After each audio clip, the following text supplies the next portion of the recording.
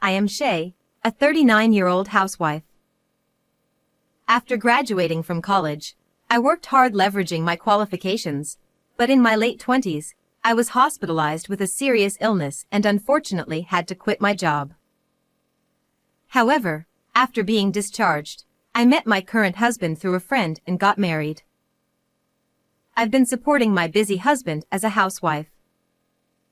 When we got married, both my husband and I were 30 years old, so we immediately started trying for a child.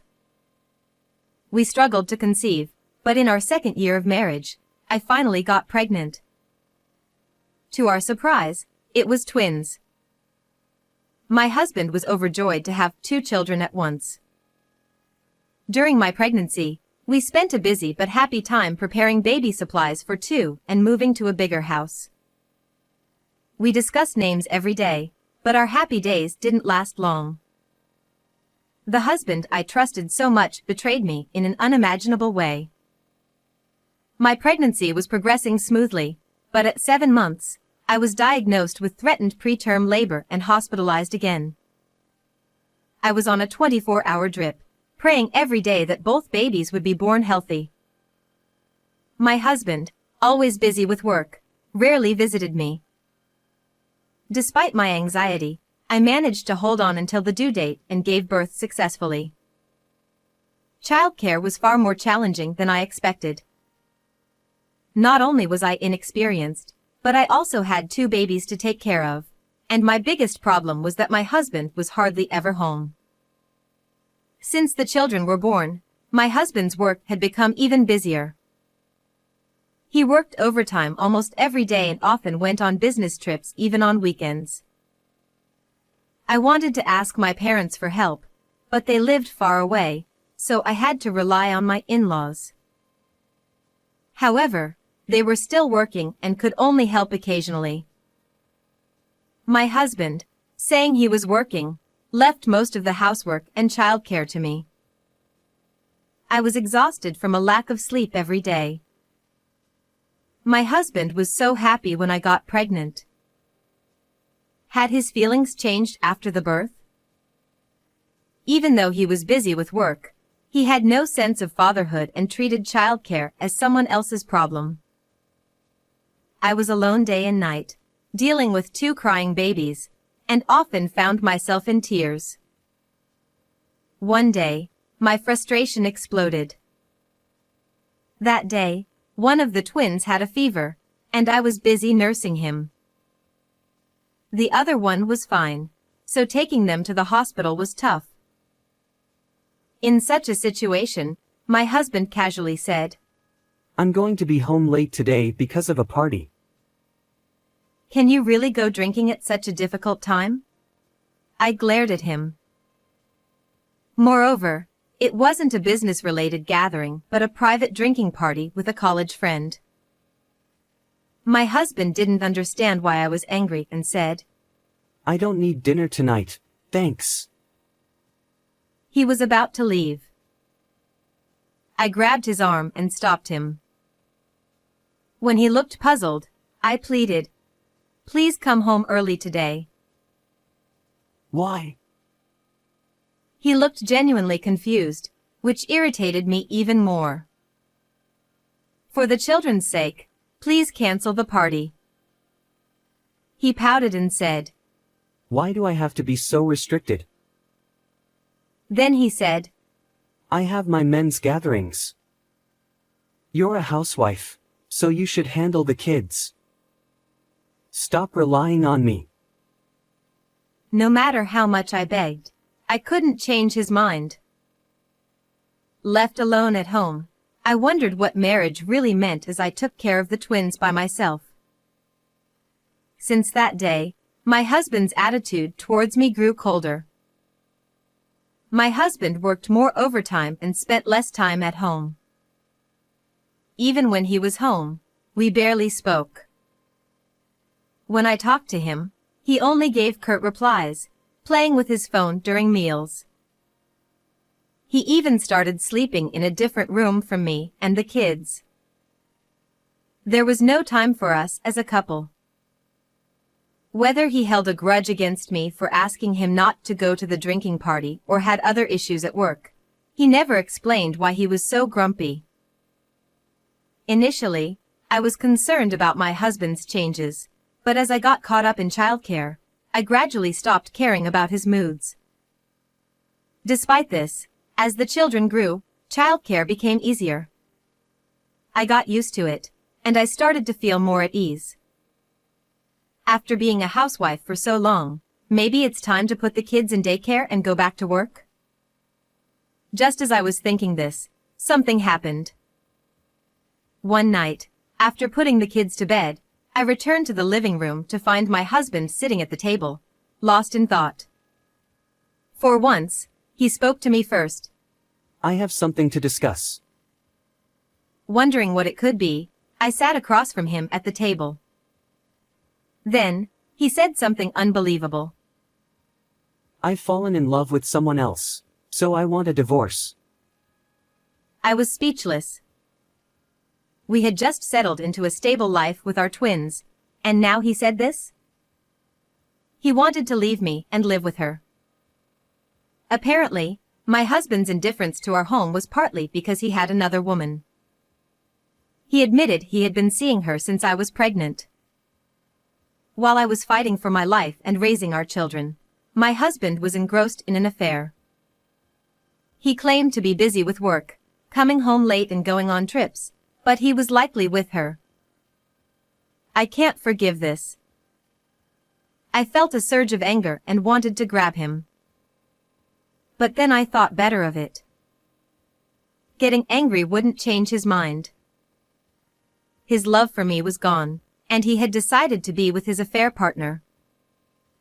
Clinging to such a man would only make me miserable. Even if I forced him to stay, we wouldn't be happy. I felt my heart grow cold and sat back down. I told him, I don't mind getting divorced, but I will demand alimony and child support. I decided to end things cleanly and live with my children. I was ready to go back to work and had prepared to be independent. As long as I solved the financial issue, I'd be fine without him. But then he said something unbelievable. Why should I have to pay alimony? I replied, because the divorce is your fault due to your affair. He argued. No, the divorce is your fault. He claimed that he cheated because I was too focused on the kids and neglected him, needing another woman to fill the void. I was stunned. Prioritizing himself over our children was utterly selfish. Despite being a father, he left the twins' care to me and ignored them. How could I possibly pay attention to him? Yet he insisted. I'm the victim here. I won't pay alimony. Then he stormed out. A few days later, he called me. I'm bringing a lawyer tomorrow, so be ready. He sounded triumphant. He had hired a lawyer to fight me over alimony. But I wasn't worried. No matter how skilled the lawyer was, I had no intention of losing. The next day, as promised, my husband arrived with a woman who introduced herself as a lawyer. They seemed unusually close, probably already acquainted. She looked about my age, around 40. I felt I had seen her somewhere before. As soon as she entered the house, she handed me a business card and said, I'm Rachel, an attorney. I'm here to demand alimony from you. The moment I took the card, I realized everything. Ah, I see how it is. I understood and knew I could end this now. All right, if you're ready for this, I won't hold back. I silently stared at the business card, and my husband must have thought he had one. He exchanged a triumphant look with the woman posing as a lawyer. See, since the lawyer says so, you have to pay the money. The woman who claimed to be a lawyer twisted her lips into a smug smile. Feeling a deep sense of contempt for her vulgar expression, I spoke to her. What a coincidence. I am also a lawyer. What? The smile instantly vanished from the fake lawyer's face. I continued. The business card you just gave me is actually mine. She was speechless, her face turning pale. I continued. Now that I think about it, we have met before, haven't we? The woman stammered. Ah, are you possibly? She muttered while staring at my face. Sweat began to bead on her forehead. My husband, still clueless about what was happening, watched our exchange in a panic. But as soon as I showed him the business card, he turned pale and exclaimed, Ah. Yes, I used to be a lawyer.